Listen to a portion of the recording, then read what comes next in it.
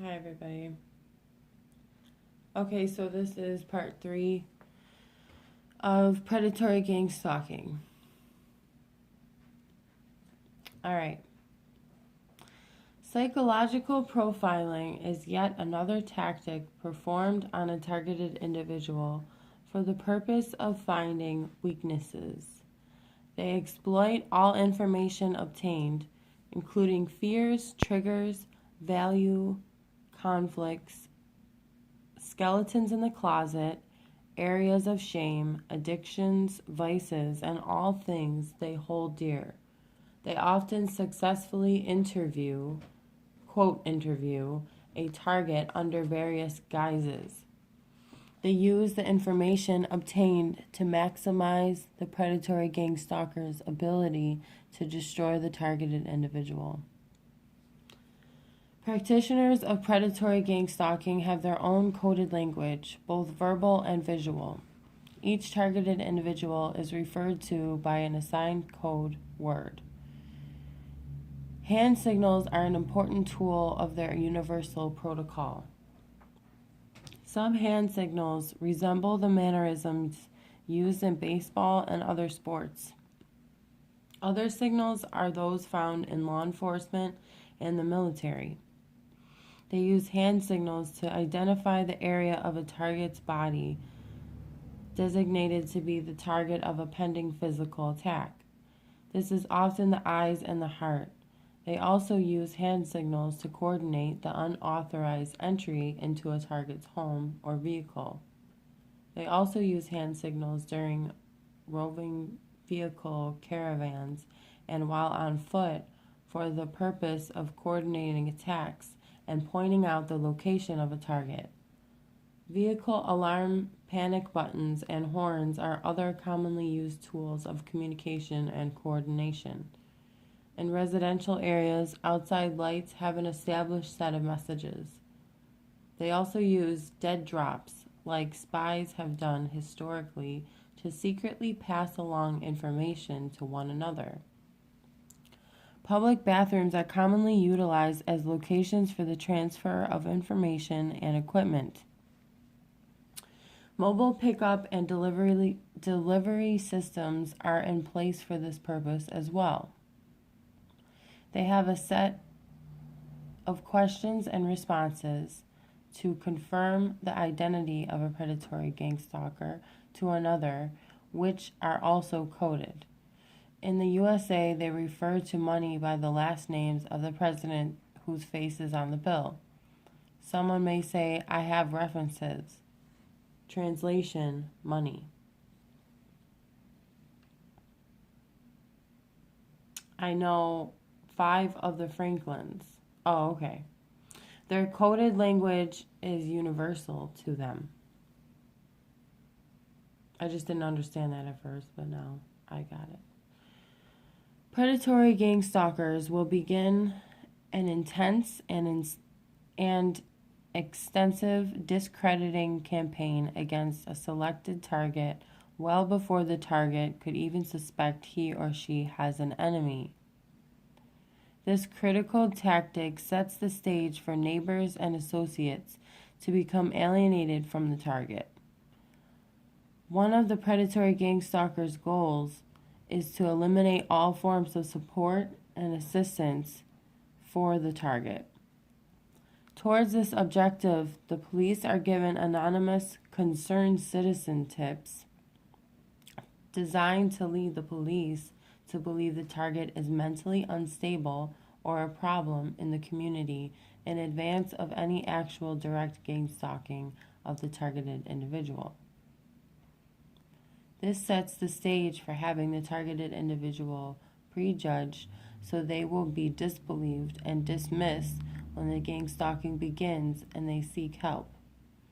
The discrediting campaign includes accusing the target of being an undesirable for any number of reasons, including fabricated reports of having committed crimes that are the most repulsive to members of society.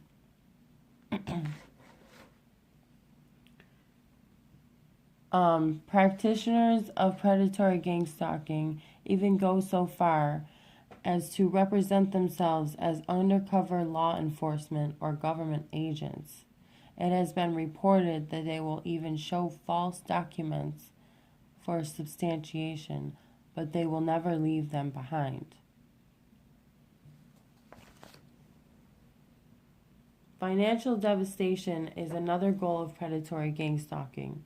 Towards this goal, they make attempts to destroy one's gainful employment, pose as offering services to intervene in the problem to further take your money, and will steal funds and personal property on an ongoing basis.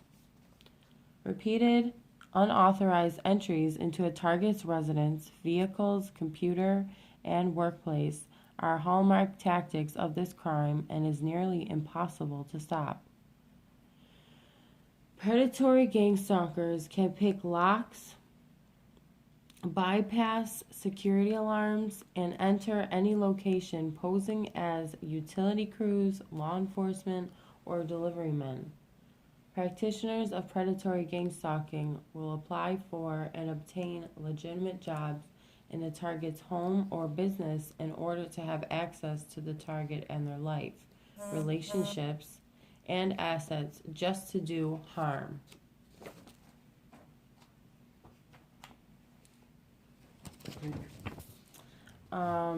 Predatory gang stalking employs a tactic of synchronicity. This tactic involves the precise timing of interactions with the targeted individual.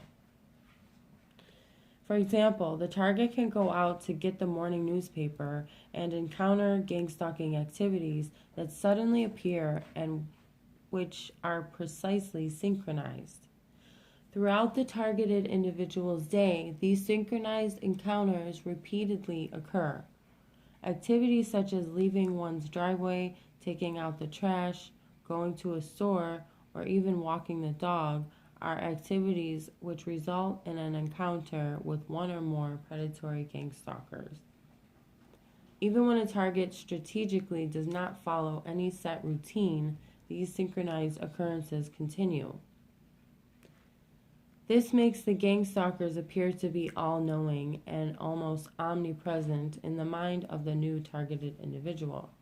This is intimidating, demoralizing, and even terrorizing to targets. It is often unavoidable. In the case of primary targeted individuals of gang stalking, the rare individuals who are the priority target of global gang stalking, the primary objective is to induce as much fear as possible, and over time, as the numbers of individuals that become involved or are made aware of a target, the abuse can increase substantially, so that there is no aspect of the target's life that is private or sacred. Rarely, if ever, does a targeted individual engage in an activity of daily living without the unwanted participation of predatory gang stalkers.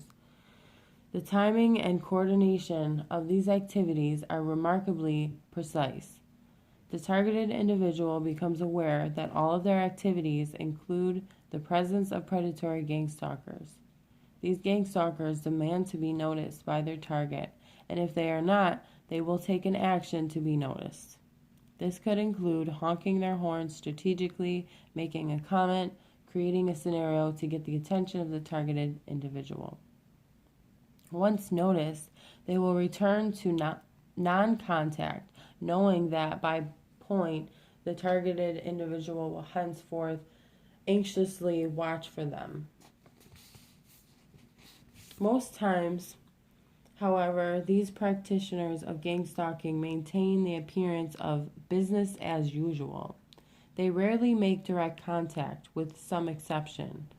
However, these strangers often boldly smirk and openly laugh at the targeted individual at some close point in the encounter. That happened to us today, by the way. Somebody laughed at us. Okay. These things are very true, let me just say. This is the universal exception to the no direct contact protocol. Other times, when verbal or physical contact is made, these encounters are conducted in such a way as to appear to have been happenstance. Quote, happenstance. Since most of the practitioners of predatory gang stalking rotate in and out of the life of the target, the same patterns of gang stalking will occur, but it will involve different people all the time.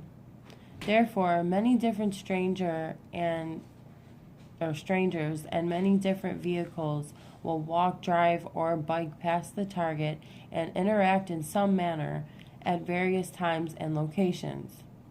All of the predatory gang stalkers will be strangers to the targeted individual, and they will continue to make their presence, but not their purpose, known. This is one element of predatory gang stalking that is disbelieved by others.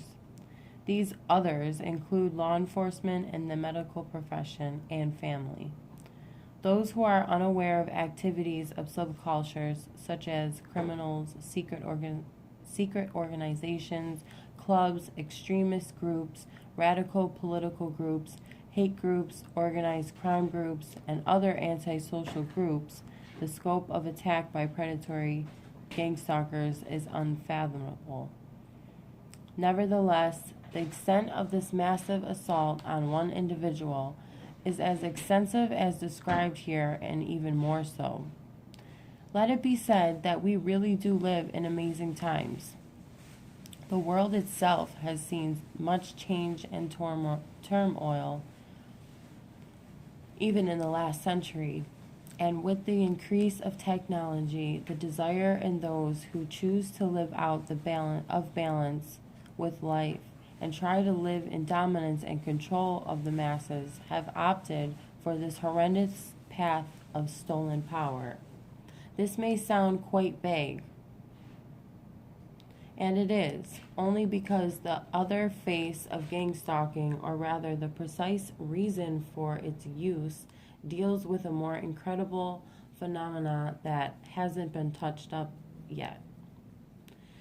In the first instance, we mustn't be so naive as to assume that our governments and all those that have been granted the power and authority to run our world are acting from a selfless perspective. They simply are not.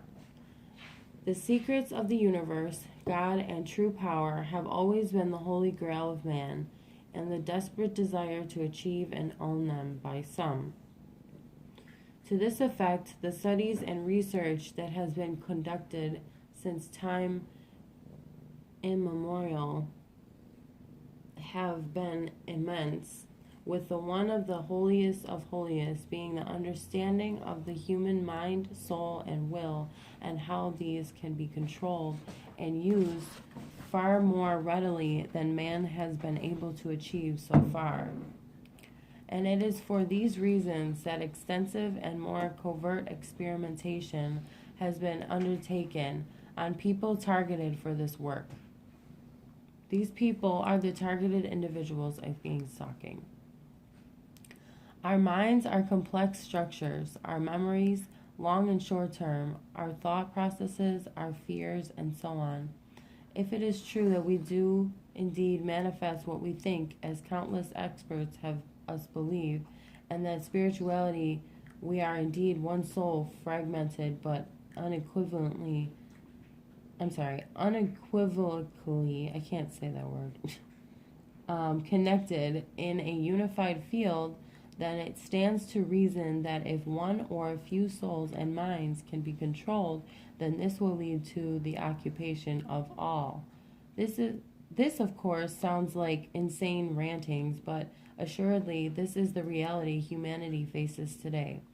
There is a dark agenda to control all minds by controlling the energetic fields of existence.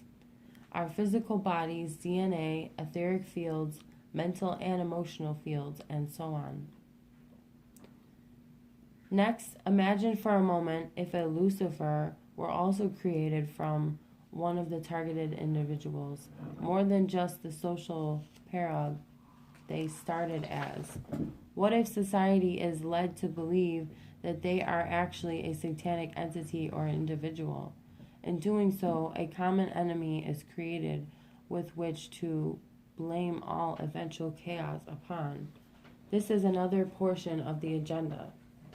It is, in the end, the stuff of nightmares, and what has been called dark prophecy or conspiracy theory is actually ancient agenda in its final stages of being played out.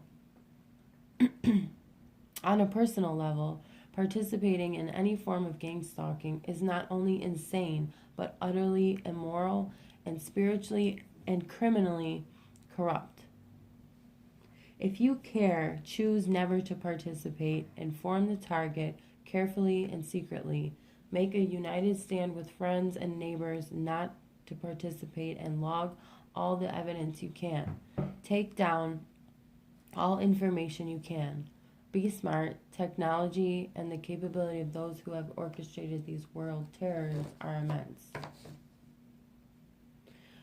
But most of all, remember that the fear matrix within the collective consciousness of humanity is an overall target. If people are afraid, they can be controlled. Stand firm in a belief of your divinity and eternal being. Whether you believe in a God or not, you are still part omnipotent grace experiencing on earth. Peace be with us all. Okay. And like I said, I don't know where this came from, but I printed this in February of 2019. And I just thought it was informative and could help people understand what gangstalking is a little bit, what they do, why they do things, and yeah, so I hope that that helped a little bit for the people that don't know about gangstalking. I hope it helped you guys understand a little bit more about what it is, and I'll try to put some more information out there. All right, thank you. Bye-bye.